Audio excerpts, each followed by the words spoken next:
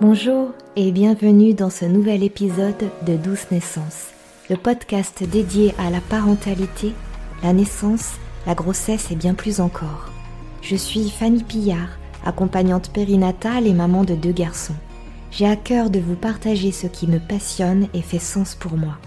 Vous accompagner dans cet événement si merveilleux et en même temps si bouleversant de donner naissance et naître parent.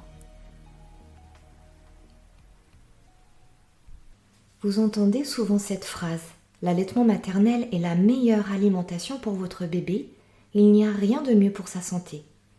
Et s'ensuit toute une liste de bienfaits.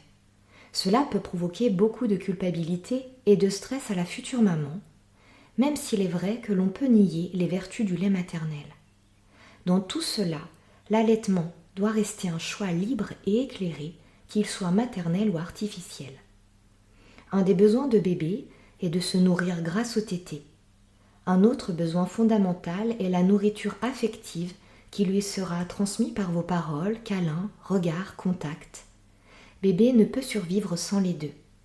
Si le choix de l'allaitement maternel se fait par injonction, pression ou croyance, cela ne fonctionnera pas longtemps car bébé sentira cette ambivalence et quelque part ce non-choix. Des questions fondamentales sont à se poser en amont s'il y a un doute. Qu'est-ce que je veux pour moi et mon bébé ? Qu'est-ce qui est le plus important ? En quoi je me sens prête aujourd'hui ? Puis, si votre choix est l'allaitement maternel, je vous conseille de ne pas avoir un objectif trop grand qui risque, si vous avez trop d'attentes, de vous décevoir si celui-ci n'est pas atteint. Par exemple, si vous décidez d'allaiter les 6 premiers mois, mais que vous arrêtez au bout de 2 mois pour diverses raisons, cela sera peut-être mal vécu. Ou alors vous tiendrez votre objectif coûte que coûte, sans vous écouter et parfois jusqu'à l'épuisement. Même si votre bébé a reçu votre lait 1 ou 2 mois, voire quelques jours, cela est déjà très bien. Pas de pression, vous ferez de votre mieux. Certaines femmes témoignent de ne pas avoir pu allaiter leur bébé car elles n'avaient peu ou pas de lait. Chaque espèce de mammifère produit du lait parfaitement adapté à son petit. Le lait maternel humain est la nourriture prévue par la nature pour nos bébés. Il se digère très vite en raison de sa composition. Les tétées fréquentes favorisent entre la mère et son bébé les contacts étroits dont le bébé humain a tellement besoin. Il peut y avoir diverses raisons à un début d'allaitement difficile. Un frein de langue trop court, des mamelons plats ou ombiliqués, une mauvaise position de bébé, mais aussi la fatigue et le stress de maman. Lors d'un accompagnement en allaitement, prenons-nous véritablement en compte le vécu de la maman et ses émotions qu'elle traverse.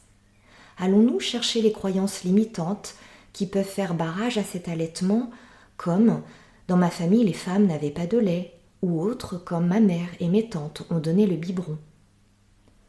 Prenons-nous également en compte le vécu de l'accouchement et de ce nouveau rôle de maman, qui n'est pas toujours si évident que cela pour certaines mères. Souvent, nous nous arrêtons à une approche très mécanique et non holistique. Nous pouvons également entendre des témoignages qui évoquent une mauvaise qualité de lait comme « mon lait n'était pas assez nourrissant » et provoquant une stagnation, voire une perte de poids chez le nourrisson. Ce qui permet au bébé de grossir, bien sûr, ce sont les graisses, mais c'est surtout le volume de lait. C'est pour cela qu'il est important de proposer à chaque repas les 2 seins en favorisant, privilégiant, insistant sur le premier sein avant de proposer le deuxième, immédiatement ou après le change des couches et le roux. Le bébé disposera. Pour le docteur Gisèle Grémaud-Fégeur, pédiatre responsable du diplôme interuniversitaire lactation humaine et allaitement maternel, la concentration en graisse est la variable la plus importante du lait maternel. Cependant, la croissance des nourrissons est beaucoup plus liée à la quantité de lait qu'ils absorbent qu'à sa valeur calorique. Si un nourrisson allaité ne prend pas ou pas assez de poids, ce n'est pas lié à un problème de qualité de lait mais de quantité consommée. De plus, proposer les 2 seins de façon systématique à chaque tétée permet de maintenir la lactation, car les 2 seins sont stimulés à chaque fois. Une question récurrente concernant l'allaitement se pose autour du rythme des tétées.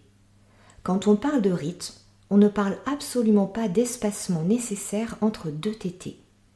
Chaque bébé est différent et évolue à son rythme, selon son poids de naissance, sa faim, sa soif, son besoin de sécurité et sa capacité à téter efficacement. Des études sur la physiologie du sein ont montré que la capacité de stockage du lait dans les seins et la vitesse de fabrication du lait varient selon les femmes et chez une même femme d'un sein à l'autre, et que la composition du lait évolue au cours de la tétée, mais aussi au cours de la journée et du temps qui passe. Ces facteurs expliquent la grande diversité dans les rythmes alimentaires des bébés et le fait que toutes les règles indiquant combien de tétées par jour, de quelle durée, avec quel intervalle, sont au mieux inutiles, au pire trop souvent source de problèmes et de stress. Il y a donc autant de rythmes d'allaitement qu'il y a de bébés. Le mieux est de ne jamais faire attention à l'horloge, de lui faire confiance et de le laisser téter à la demande. Se rappeler qu'il faut 1 heure pour digérer le lait, 1 heure de cycle de sommeil et 1 heure pour la production de lait. On peut donc donner au bout d'1 heure.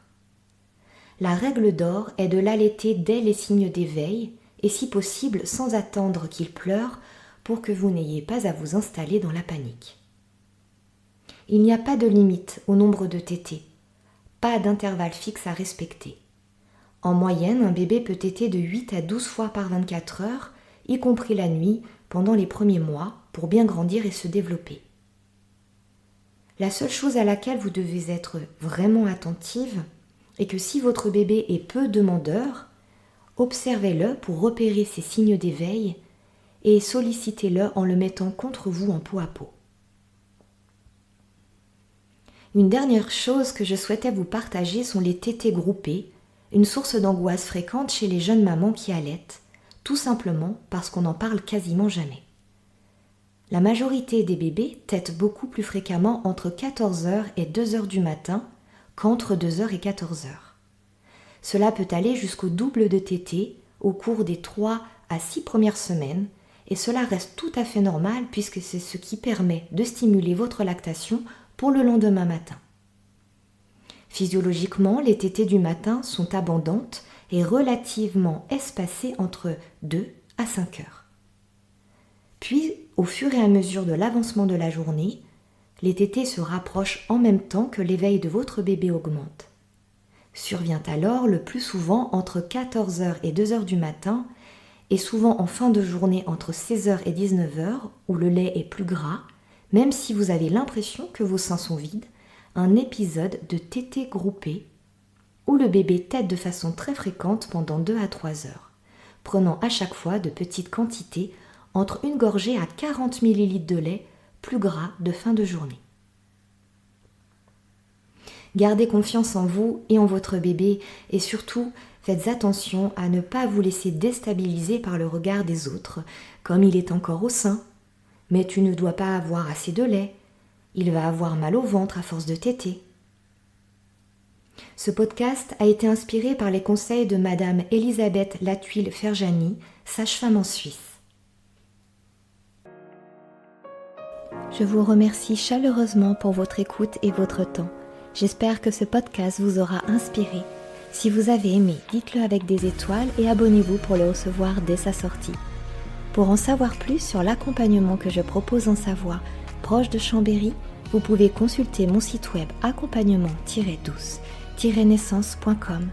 Je vous souhaite une douce journée. À bientôt pour un prochain épisode.